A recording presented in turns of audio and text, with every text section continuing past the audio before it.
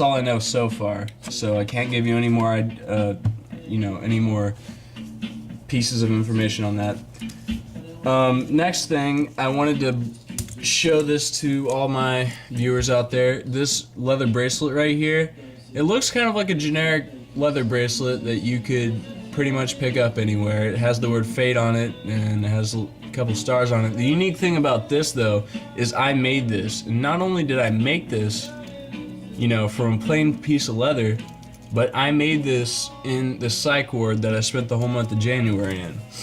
And the reason that is relevant is because how many people in their life get to say that they made a leather bracelet that they wear around everywhere in a place where they were put for seeing things that weren't there and hearing things that weren't there. And that was a precursor to another subject I'd like to bring up, which is, the happenings at the Psycho house while I was there. The first one was, there was this guy there, and he claimed to be an elephant hunter, and he was running around slashing people up with an imaginary samurai sword, and me and this other bipolar guy that I was chilling with, he was kind of like my best friend in there. We were just sitting around, and he told us we were his infantry and we better keep a lookout. And then there was a guy riding, and he walked up to him and he was like, "Oh, I see we got a rider. Well, you better ride it straight, because when my brother gets here, he's gonna be angry." And so I don't know. I'm just telling you about that. And then the bipolar guy I was with, we were working on an escape plan to get him out of here, out of the psych ward. And the funny thing was, just the whole time we were coming up with ways to escape. Like I was telling him to get a friend to pull around the gate where we have our outside time for like 15 minutes every day, and he would hop the fence and jump in the car and speed away, and we kept up coming up with conspiracy plans to get cigarettes and things like that. So I mean, it was just something to keep my mind off actually being in there. Another person I met in there, his name was Amadeus, ironically enough, and he had this belief that he had this friend named Jehovah, and he always had these talks about how he's lived like 10 or 11 past lives, and that he has a wife and he hasn't met her in this life yet. And basically him and Jehovah, what they used to do is go to the graveyard and bring people back to life. And I just found that very interesting. I had very detailed conversations with the guy about it, and he was just he was so deluded about this idea of, like, he said in another past life, he said that he was in a robotic war against a whole bunch of cyborgs and stuff like that. And I actually convinced him that I was a different person in that different life, helping him fight those robots. And then we drew up a battle plan, because I told him the robots were coming to this life too, and he better get ready for them. And we did that.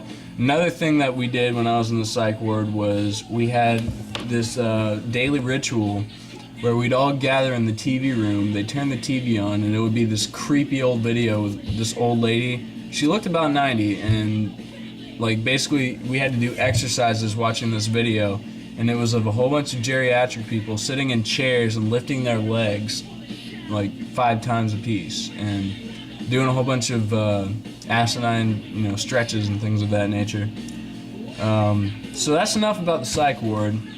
Another thing I like to bring up is recently I've taken to an art that some cherish, some despise, but it's helped me out therapeutically, and also you get some pretty interesting things out of it.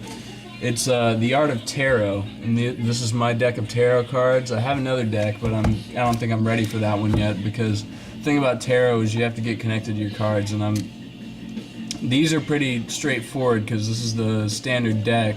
But I also have a deck of tarot cards called Deviant Moon Tarot, and that is somewhat of a stretch. So, it's going to take a while for me to get into that one. It's a lot more dark and sinister looking. And the thing about tarot is when you're reading it, as much as what's already, annotated with the cards, another thing that you draw meaning from is what you actually derive from the pictures, what you interpret from looking at the card. That's where you get all your answers.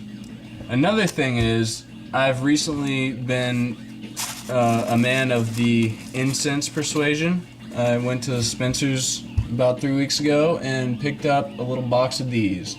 This is export quality Nag Champa, and the great thing about incense for me is it unlocks a lot of childhood memories, because when I was a kid, I grew up in my little town, and I always went to this neighbor's house and she had incense burning 24/7, and I had nothing but fun, wacky times at her house. So every time I smell incense, it just gives me those good memories that come flooding back. So that's why I do that. I'd like to mention something while I'm doing this video. It's a mention of Curtis Baker. Now, if you don't know who Curtis Baker is, check out his YouTube. It's Curtis the Bassist, and if you want me to spell that out for you, I will probably put that in my info just so you can check it out. Right now, what he has going on is he has an invitation for anybody who's interested to ask questions about anything involving him, as long as they aren't too personal. And so I urge you, even if you don't know him, to go over there and ask a question, random or not, and he will answer it. The deadline, however, is April 2nd, so make sure you put your little comment down under that video by April 2nd, Friday, April 2nd, so he can post the video on Saturday, and you just may be lucky enough to have your question answered on his video. Another thing I'd like to talk about is 2010. Yes, we are in 2010, and this is the future, 2010. I'd like to give credit to Pito because I'm directly quoting him on that, so, you know. The fact is, it's no longer 2000-something, it's 20-something, because we're in the future. This is the future, and we gotta start acting like it's the future. Therefore, you know, we need to start radically changing what the American life is like. We need to, you know, we need to do something to where people in 2009 will one day look at a videotape of people in 2011 or 2012, and they see things they could never imagine, just crazy things that will give them heart attacks. So that's all about 2010. So I'm pretty happy about that. This is my first actual posted vid of 2010, so, you know, kind of appropriate that I mentioned that. And that's about the end of it. I'd like to invite you people, you viewers, to give me ideas about the next 10 minutes with Justin Smith. If you could do so, that'd be excellent. And, you know, just put them in the comment box. And the same with Curtis Baker, only I'm not taking questions, I'm taking ideas. But I guess since I'm just talking about things that are going on with me, it might as well be questions. So go ahead, ask away, or give me ideas or segments, things that I could do to make this a little more interesting for all you people. And I'll take that into account, and I will have that in next week's 10 minutes. So anyway, thank you for watching. It's been a pleasant time, and I'm glad to be back on camera because I've taken kind of a hiatus. Anyway, have a good night, everyone. It's like 11:25 here right now.